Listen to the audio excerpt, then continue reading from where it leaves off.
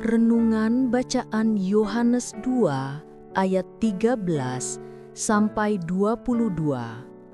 Yesus menyucikan bait Allah.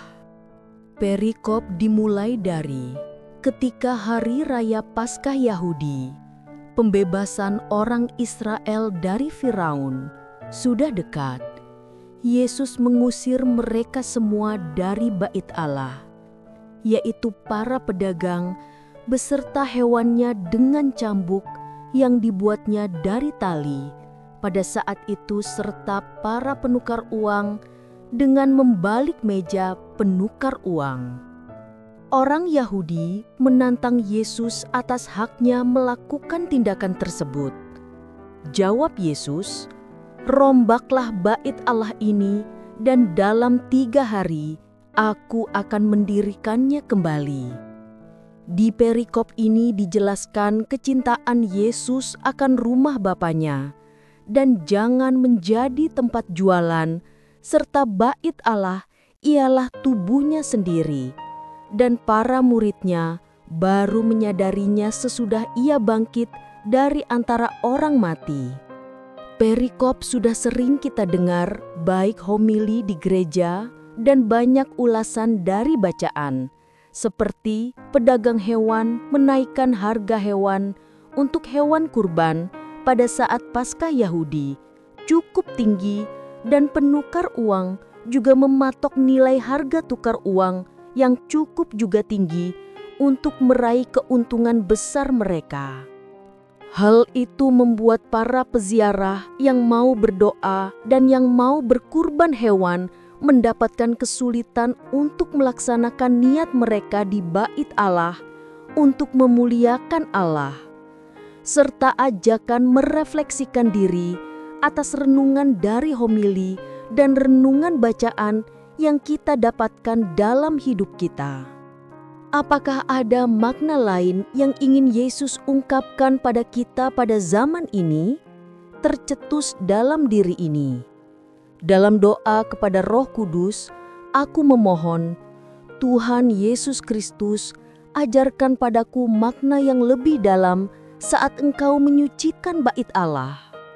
Dalam kesunyian dan perenungan dalam saat meditasi, terlihat kilasan gambaran kejadian pada masa itu.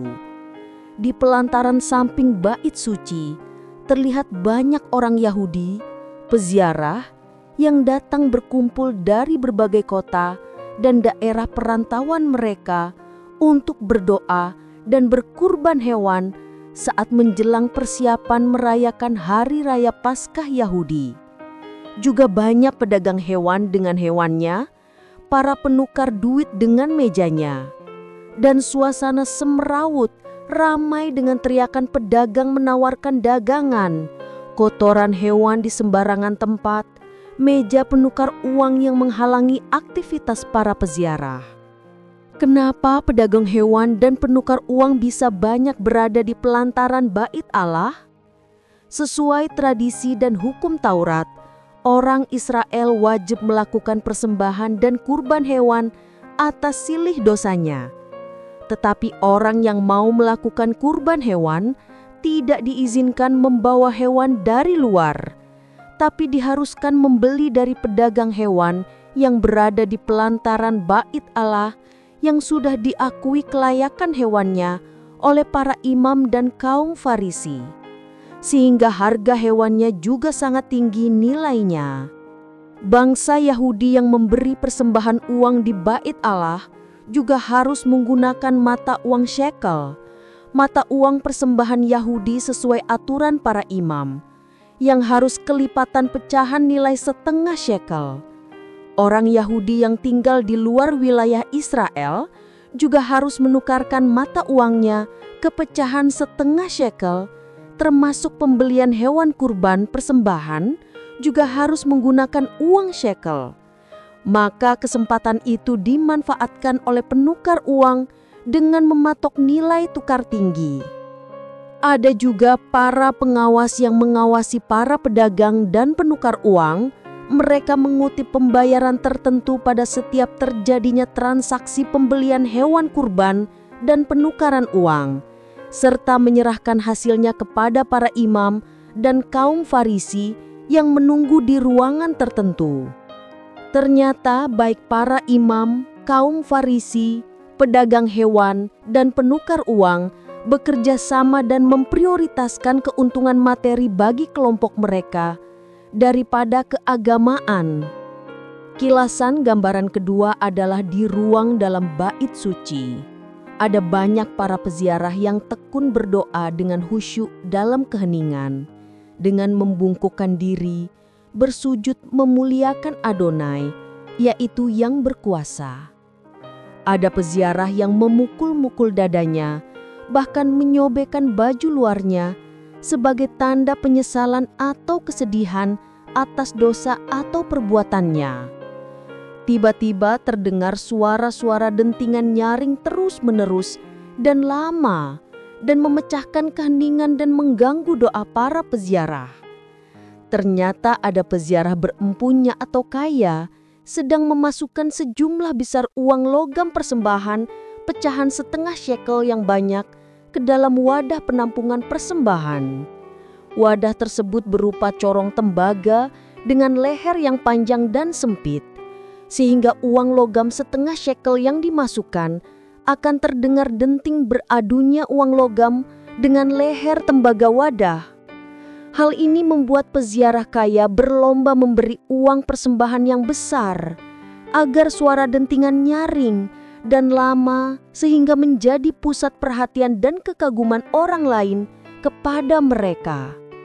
Yesus marah kepada para pedagang, penukar uang, para imam, kaum Farisi, dan para peziarah kaya karena mereka menghilang kesakralan kesucian bait Allah dan mengubahnya menjadi pasar, sarana keuntungan materi, sarana memperlihatkan kesombongan atau kebanggaan diri, dan melalaikan yang utama, yaitu menjadikan bait Allah sebagai sarana beribadah, berdoa dengan khusyuk, mencari kedamaian dan memuliakan serta penyembahan kepada Allah. Bagaimana dengan kita sebagai umat Allah, sebagai pengurus gereja? Apakah masih sering melalaikan tugas yang diberikan Allah kepada kita sebagai pekerjanya?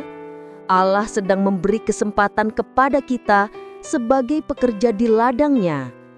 Atau kita lebih mementingkan diri sendiri, materi, keuntungan sendiri, dipandang atau dikagumi orang lain, disanjung, bahkan tanpa disadari, ego kita lebih penting daripada kemuliaan Allah. Tanyakanlah kepada diri Anda yang paling dalam dan renungkan, di manakah hatiku berada saat ini? Hanya Anda dan Yesus yang tahu di mana hati Anda berada pada saat ini. Rombaklah bait Allah ini dan dalam 3 hari aku akan mendirikannya kembali. Bukanlah suatu ungkapan hanya pada masa Yesus, tetapi ungkapan itu tetap berdengung dalam relung hati batin setiap umatnya. Yesus menegur dan menyapa agar kita merombak bait Allah yang ada dalam hati setiap umatnya. Atau apakah kita tetap terlena, sibuk dan larut dalam kehidupan duniawi yang tanpa disadari selalu tetap mengotori bait Allah kita sendiri? Apakah kita merasa cukup berdoa, ikut sakramen Ekaristi di gereja setiap minggu, dan bernovena, berarti kita sudah membersihkan bait Allah di dalam diri kita? Atau kita menyadari bahwa apa yang kita lakukan selama ini masih kurang dan tidak dapat merombak dan membersihkan bait Allah di dalam diri kita?